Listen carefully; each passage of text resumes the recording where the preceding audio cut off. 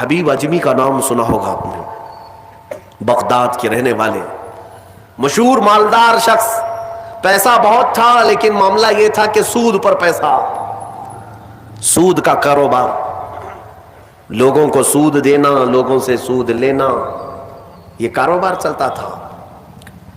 مسلمانوں اگر اپنے معاشرے میں سود کی بلا ہے تو فوراً توبہ کر لو۔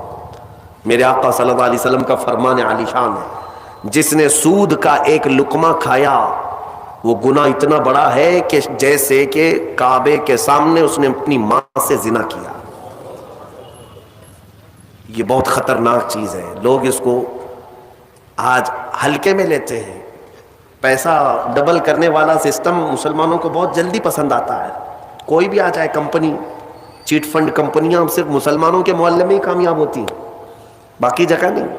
لاکھ روپے دو اور تم گھر میں نواب صاحب بیٹھے رہو، ہر مہینہ 10-10 ہزار آتا رہے، یہ پتہ ہی نہیں کہ کس طرح سے آتا ہے۔ تمہارے گھر میں آنے والا ایک لقمہ بھی تمہاری تحقیق کے بغیر نہیں آنا چاہیے، تم مسلمان ہو۔ ایک سکہ بھی تمہارے گھر میں بغیر تحقیق کا نہیں آنا چاہیے۔ اگر مشکوک، یعنی جس میں شک ہے، حرام کی بات نہیں کر رہا ہوں، حرام تو بڑی بات ہے، جس مال میں شک ہے اس مشکوک مال کا بھی ایک لقمہ کھا لیا تو اولاد بگڑ جاتی ہے۔ بزرگوں نے فرمایا اولاد بدتمیز پیدا ہوگی، بد اخلاق ہو جائے گی، کردار سے عاری ہو جائے گی، اس کا خیال رکھو۔ تو میں عرض یہ کر رہا تھا کہ حبیب اعجمی سود کا کاروبار کرتے رہے۔ ایک دن ایسا ہوا کہ اپنی بیوی سے گوشت لا کر دیا اور کہا کہ پکاؤ۔ بیوی نے کہا لکڑیاں نہیں ہیں، کہا کہ میں فلاں کے اوپر میرا سود آتا ہے، سود میں وہ لکڑیاں لے آؤں گا، سود میں لکڑیاں بھی، گھر کا آٹا بھی سود میں لا کر کے دیے۔ بیوی نیک تھی، سمجھاتی رہی۔ اس دن دعا کرتی ہے مولا میرے شوہر، میرے سرتاج، میرے رفیق حیات کو ہدایت دے دے۔ جب چولہے پر یہ ہانڈی رکھی گئی، کھانا پک گیا، یعنی سالن پکا تو اس نے اتارا، حبیب اجمی دسترخوان پر تھا، ہانڈی کھولی گئی تو اس میں پکتا ہوا خون تھا، خون کے علاوہ کچھ نہیں۔ حبیب اعجمی نے پوچھا یہ کیا ہے؟ بیوی نے کہا جب لوگوں کا مال سود میں لا کر کے دو گے تو اللہ تعالیٰ تمہیں دنیا میں ہی خون کھلا رہا ہے، آخرت میں کیا عذاب ہوگا۔ بات اثر کر گئی، بات اثر کر گئی دل پر، اور ڈر بھی گئے کہ اپنی آنکھوں سے دیکھا کہ پکتا ہوا گوشت خون بن چکا ہے۔ فوراً پورے جسم میں کپ کپی طاری ہو گئی، توبہ کیا، کھڑے ہو گئے۔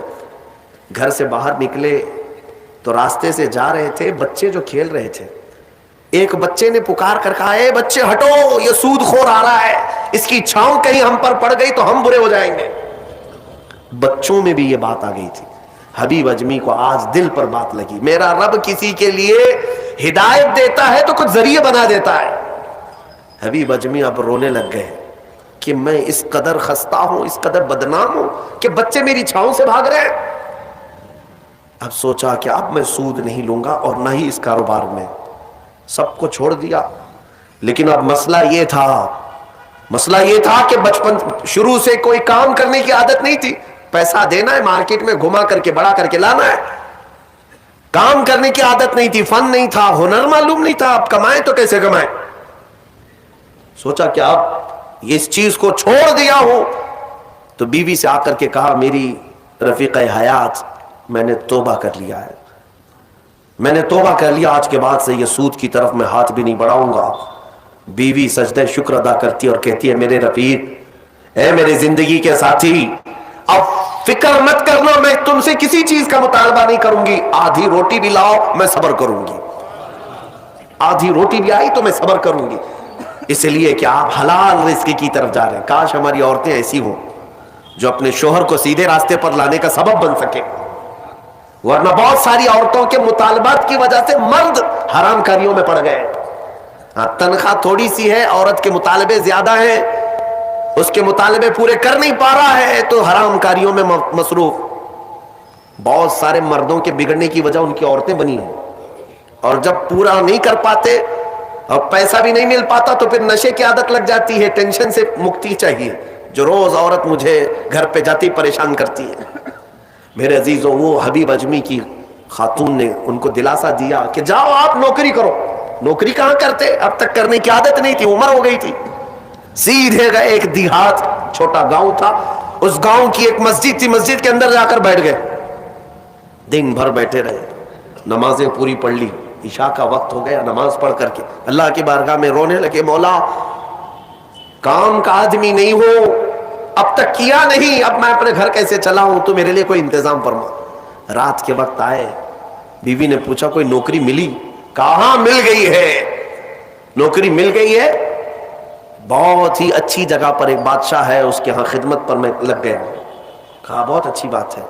دوسرے دن پھر گئے, اسی مسجد میں بیٹھے رہے. رات کو آئے, بیوی نے پوچھا کچھ اجرت ملی آج؟ جس بادشاہ کے ہاں کام کر رہے ہو تمہاری نوکری پر کچھ تنخواہ ملی؟ کہا نہیں, بادشاہ نے کہا ہے کل دے دوں گا. اپنی بیوی کو ٹال رہے تھے, اپنی بیوی کو ٹالنے کے لیے بول دیا ایسی کہ نوکری کر رہا ہوں, کہا کہ کل دینے کا وعدہ کیا ہے. پھر تیسرا دن آیا, تیسرے دن بھی وہ اسی مسجد میں رات گزار کر آئے. بیوی نے پھر پوچھا کچھ اجرت ملی؟ کہا نہیں آج بھی نہیں دیا, بادشاہ نے کہا کل دے دوں گا. چوتھا دن آیا, چوتھا دن بھی مسجد میں گزار کر آئے. حالانکہ بیوی نے صبر کا دامن ایسا پکڑی رہی اور کہنے لگی مجھے کوئی جلد بازی نہیں ہے, جب آئے گا تب کھائیں گے. 4 دن ہو گئے. آج پھر رات کو بیوی نے پوچھا کچھ تنخواہ ملی؟ گھر کیسے چلے گا, 4 دن سے چولہا نہیں جلا گھر پہ. کہا آج بھی بادشاہ نے نہیں دیا, کہا کل دوں گا, روز کل روز کل. 5 دن گزر گئے. اس کے بعد وہ 5ویں دن ایسی ان کی کیفیت تھی کہ اب رات جب بہت زیادہ ہو گئی تو گھر کی طرف پلٹ رہے تھے, پاؤں بوجھل ہو گئے. پھر بیوی پوچھے گی آج تنخواہ ملی؟ روز جھوٹ بول رہا ہوں, روز جھوٹ بول رہا ہوں, مجھے کون تنخواہ دے گا؟ آج کیا بولوں اپنی بیوی کو, اپنی شریک حیات کو.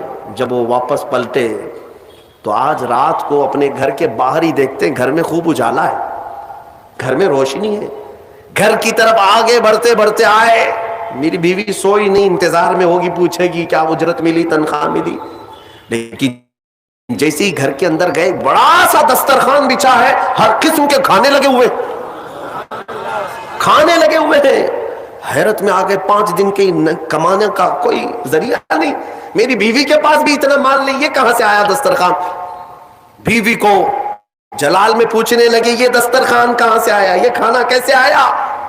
بیوی کہتی ہے کیا مذاق کرتے ہیں آپ, کیا مذاق کرتے ہیں آپ جس بادشاہ کے ہاں کام کرتے ہیں وہاں کا ایک سپاہی آیا تھا, وہی دسترخوان لے کر آیا اور سارا کھانا اسی نے دیا ہے, اور یہ مجھے کہہ کر گیا ہے اے خاتون تیرا شوہر رات میں آئے تو اسے کہہ دینا یہ تو 5 دن کی اجرت ہے, اور محنت کرے گا اور اجرت دی جائے گی.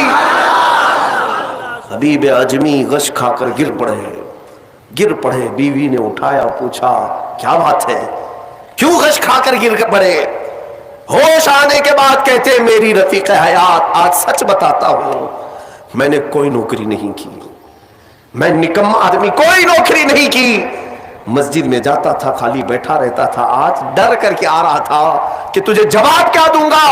وہ رحمان اس قدر غیرت مند ہے اپنے بندوں پر, اتنا رحیم ہے کہ تیرے سامنے شرمندہ ہونے سے بچانے کے لیے وہ جس کو بھیجا مولا وہ کسی بادشاہ کا سپاہی نہیں, وہ اسی رحمان کا کوئی فرشتہ آیا تھا جس نے کھانا دیا ہے. عزیزان گرامی, کہنے کے لیے بہت ساری باتیں ہیں, لیکن میں اتنی بات عرض کرنا چاہتا ہوں. زندگی گناہوں میں گزری, ایک بار توبہ کر کے حبیب اجمی کے آ گئے اور مولا کریم نے اپنے سارے دسترخوان ان کے لیے کشادہ کر دیے.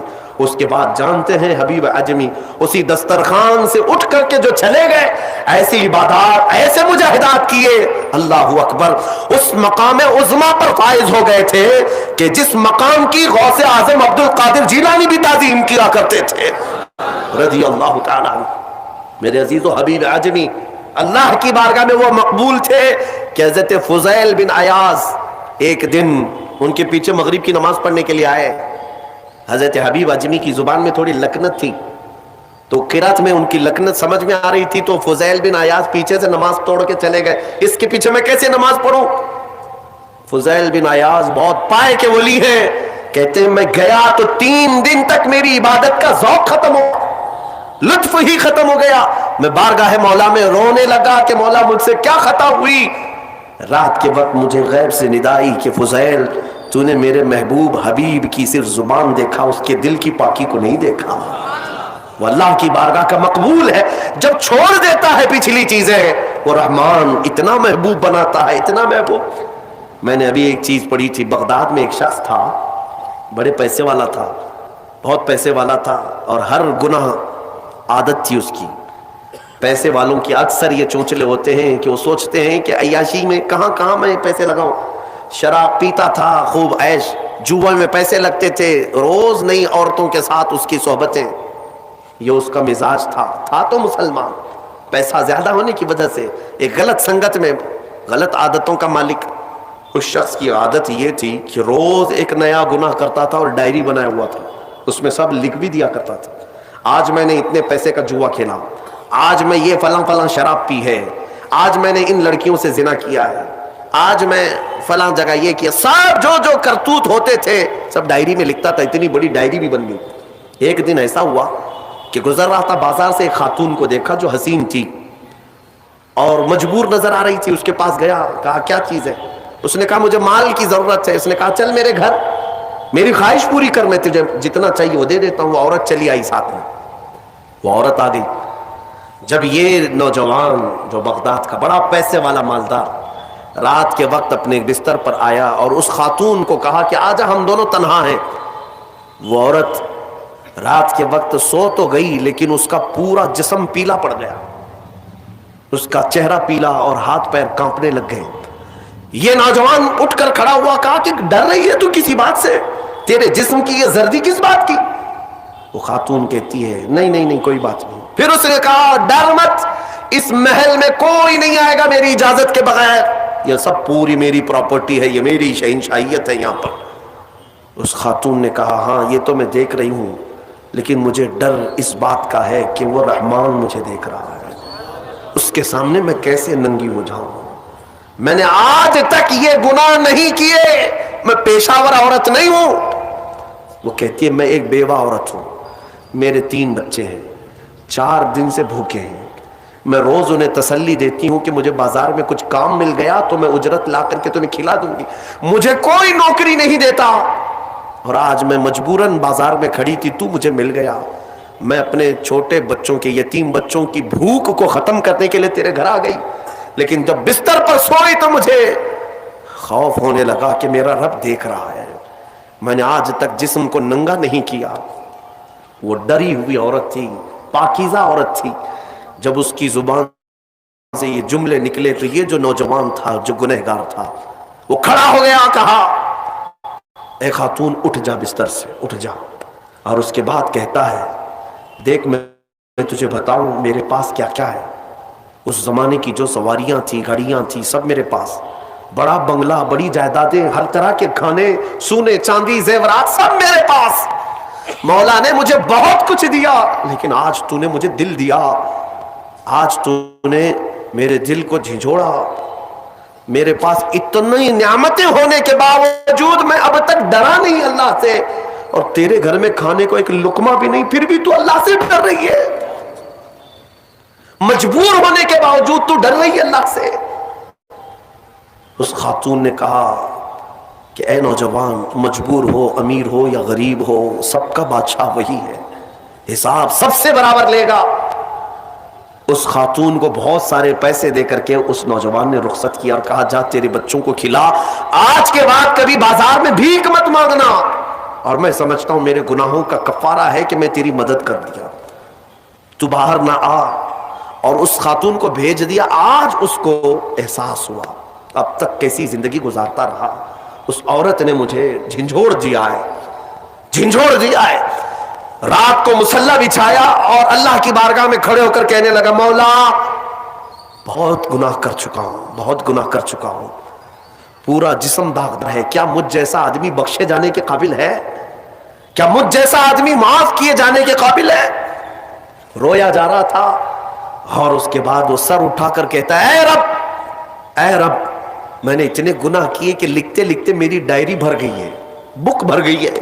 پھر تیرے پاس جو فرشتے ہیں نامہ اعمال لکھنے والے، انہوں نے کتنا، اور اس کے بعد ہاتھ جوڑ کر کہتا ہے رحمان اب تیرے دربار میں اتنی بات عرض کرتا ہوں، اگر میں بخشے جانے کے قابل ہوں تو مجھے معاف کر، یا تو پھر آسمان سے آگ بھیج کر کے مجھے ہلاک کر دے، مجھے ختم کر دے مولا، میں بہت داغدار ہوں، بہت داغ دھبے لگا دیے۔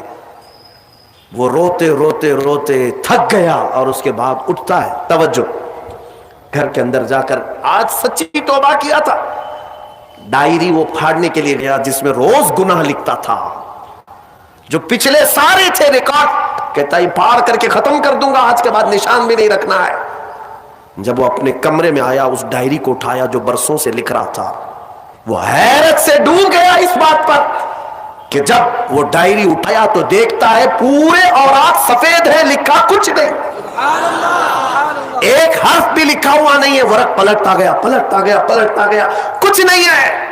وہ ادھر ادھر دیکھنے لگا، اس میری ڈائری سے مٹایا کس نے، میرے سارے ریکارڈ کس نے مٹایا؟